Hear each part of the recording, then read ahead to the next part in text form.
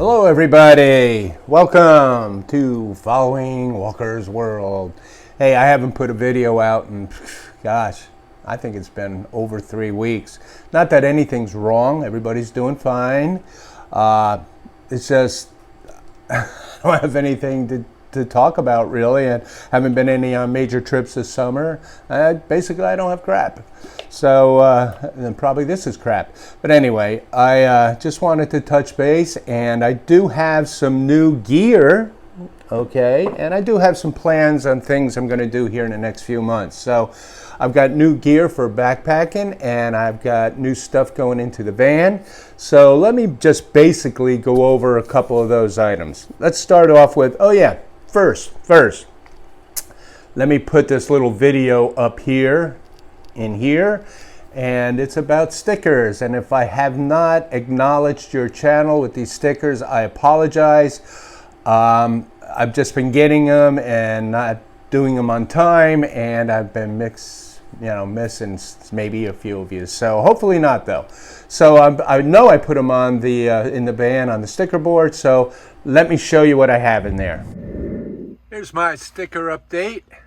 I apologize if I have not gotten yours up or acknowledged it.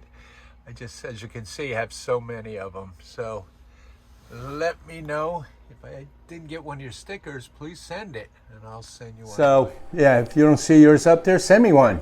Just go to my about. It shows my my address and my email address in there, and just communicate and we can exchange those stickers. I'm running out of room on that one's back side there, so I'm gonna start going over onto the other side. So anyway, let's start off with some new gear, and I'll start off with new backpacking gear. I would say prior to March 2020, I was using Ultra Lone Peaks, and I'm not sure which one this is. I think this might be the Lone Peak 4. I don't know if they had a 4.5. I think it's a Lone Peak 4. And I probably got, about 1,000 miles. I went through the Sierras with these. I did a lot of backpacking with them. But I did not like what it was doing with the zero drop. For some reason, I didn't like the zero drop. Now the shoes, I'm going to show you shoes here, and if you look at reviews, I mean the reviews go up and down, positive, negative. That's because shoes and backpacking shoes, it's such a subjective thing that, I mean, you got to find a pair eventually that works for you and maybe stick to it until something better comes along. So the Ultra Trail Runners, the Lone Peaks, they did real well. You know, the toe thing started to fall apart. The grip started to flatten out.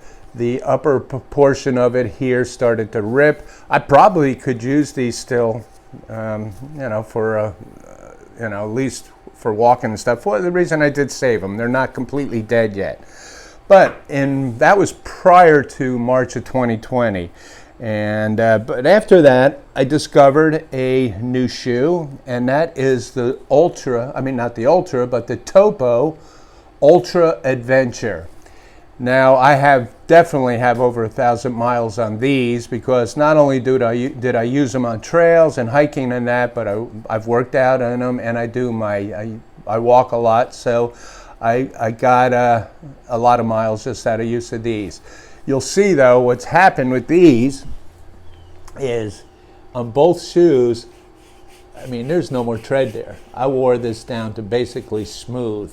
The rest of the shoe pretty much held up real nicely. Everything along the edges, the toe, the back, in my opinion, is a very good shoe, except that right now, having used it for so long, the support in here is starting to get a little weak on my ankles, and I can feel it. It kind of like, especially on the left foot, this left foot, I can feel it dropping down like in that. It's just an uncomfortable feeling, and I think that's just from the support and the use of them. But I would say the Ultra Adventure, if you were to compare them to an Ultra shoe, it would be something like the Olympus, because it has a lot of cushioning throughout it. So because of the wearing down, I got online and I looked for a new pair of Topos. I was just going to get the Ultra Adventure 2, which was a little bit of upgrades from that, but I discovered they have a new Ultra Adventure, and I'm really excited about this. This is called the Ultra Adventure Pro. Ooh, probably the only reason I bought it because it said Pro, but it has a lot of different upgrades to it. You can see I really do like this color. It's called the forest green orange, kind of Miami Hurricane looking things, but it's got upgraded traction, supposed to be much better on wet surfaces. And if you notice right in here, even on my other ones, it had this little plate here, but it wasn't a rock plate. On this now, they include this rock plate underneath here, which helps with stones and roots and stuff like that. They've upgraded the cushioning, the top portion of it. This is more sturdy, and I think this comes in at, well, they said at a men's 9 or men's 10, it was 10.4 ounces, so mine are probably around 11 ounces. It also has a new foam inside for cushioning. It's called a Zip Foam, and of course there's gator attachments here, and now there's a gator attachment right in the front there also. So I'm really excited about them. Let me show you here at least what they said. Let me see if I can tell you some of them. Okay. The Ultra Adventure Pro delivers comfort to our best-selling Ultra Adventure 2 and takes it to the next level to make it the ultimate hybrid trail shoe, made for everything from through hiking to trail running. The three-piece Zip Foam midsole is paired with an external TPU heel counter for light guidance through the gait cycle. The Vibram Mega Grip outsole provides the ultimate in traction and grip, especially on wet, slippery conditions. A 4-foot ESS rock plate offers additional protection on technical terrain. Now, this isn't a zero drop. This is a stack from the heel, which is 30 millimeters, to the toe, which is 25 millimeters, so that makes it a 5 millimeter drop. And yes, it says it's 10.4 ounces for a men's 9. So anyway, let's see, gator compatible, rock Vibram outsole, more cushioning with the Zip Foam cushioning, and the price on their website, I don't know if you can see this, on their website it shows that they're selling them for $150. Well, I'll put a link down below. Right now on Amazon, they have a sale on Topo, and I paid with tax and everything, it came to $117. So not bad. And these are going to be my new shoes. I love them. I've already had them on, and they felt real comfortable. I haven't put them to the test yet, but you know, they're not a zero drop. Oh, and Topo, let me see if I can get back to that. Topo actually makes a new zero drop shoe, trail running shoe, and it's called the Pursuit. And that's listed at a, let me get off that. That's listed at $140, but that is a zero drop. And keep in mind, all of these Topo trail running hiking shoes have the splayed out toe box. Maybe not quite as much as the Ultras, but still plenty of space up there for the toes. And I always order my shoes one full size larger than my actual shoe size. And I felt that that's worked over the years for me perfectly. So there you go, guys. That's my new hiking update, and I have new trail runners, and I'm looking forward to using them. So what's next? Well, in my van, I've been running on 12-volt system, which has been fine. Now I'm figuring, well, I may want to run a few different items like a laptop, charging my iPad in it, maybe even a small microwave, different things that require an inverter. So I've got myself from Renogy, which I've been using all of their equipment. I've got here in this box a brochure, some cables already sized out. I think they're 3 feet. A remote control, and let me get this out of here.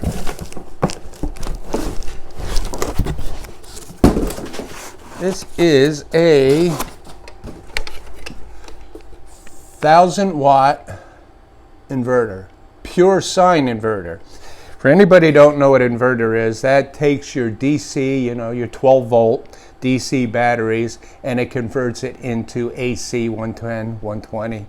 And basically what you do is you connect these, the positive and negatives. I'm going to go to a breaker, but you can put them directly to your battery. And on the opposite side here, it has 2 AC outlets, which I'm just going to run an extension cord to use my stuff. You've got a remote, because there is a remote, so I can take and just turn this on from inside the van. There's the off, and then there's an on button. Down here you've got where you plug your remote in. This here is a USB charging cord, and on the other side, this here is your positive, your negative attachment, 2 fans, and you've got a ground wire here that I'm going to put a number 10 AUG wire to my metal chassis. This is going to fit up there real nice. I got a space for it, and now I'll be able to run 110 from the van, and pretty much making it more and more off grid. The other thing I want to do with the van is I have 2 100-watt monocrystalline solar panels on the roof. I have room for at least another 200 watts. So I looked at the dimensions for a 200 watt, just a single 200 watt panel, which I think I'm going to add to it and bring my total wattage up to about 400 watts. That should bring in, 100 watts brings in something anywhere from 5 to 8 amps per 100 watt panel.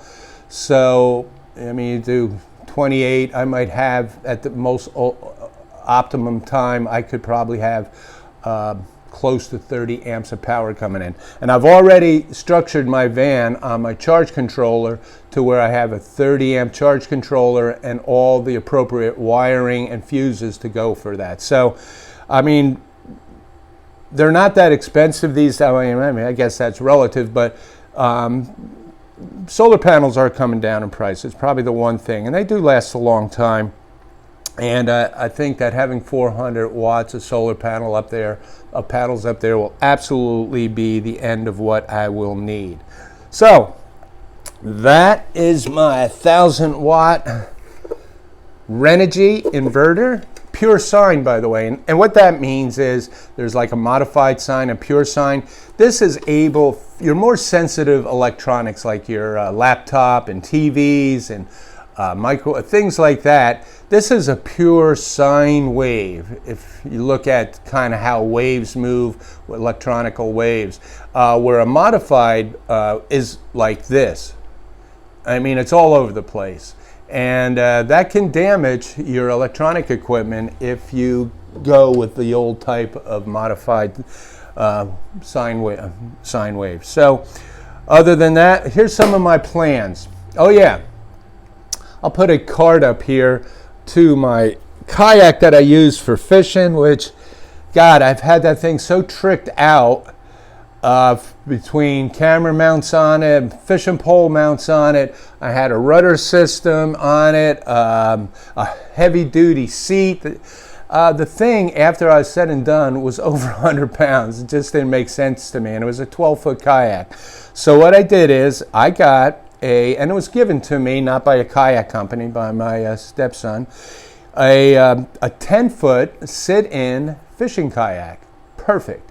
And this 10-foot kayak, now when I open up my back doors to my van, through the garage area on the floor, I can slide that thing, turn it on its side, and it fits perfectly inside my van. So when I go to lakes or rivers or any place like that, I can pull it out and just leave it outside and have a kayak for my travels.